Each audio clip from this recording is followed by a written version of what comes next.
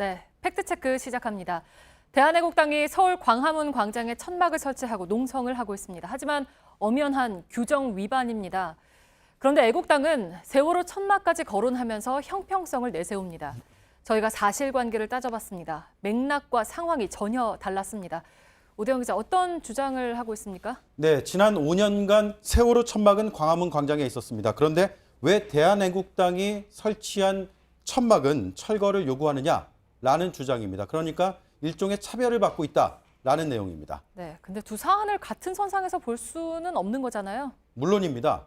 문서를 하나 보겠습니다. 2014년 안전행정부가 서울시에 보낸 공문입니다.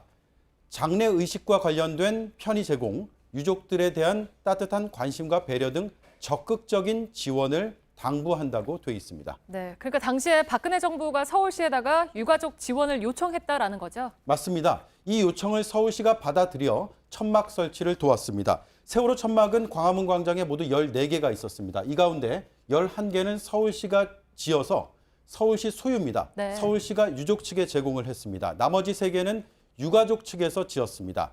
이 3개는 사전 허가는 없었지만 천막을 유지하고 추후에 변상금을 내는 방식으로 서울시가 결론지었습니다. 서울시는 당시 정부의 요청과 서울시의 판단에 따라 인도적으로 지원했다고 설명을 했습니다. 네, 그러니까 다 유가족들이 설치한 천막은 아니었던 건데 그러면 아까 그 3개 천막에 대한 변상금은 어떻게 됐습니까? 네, 납부가 됐습니다. 2014년부터 천막이 철거된 올해 3월까지 총 55개월간 변상금은 1,891만 원이 나왔습니다.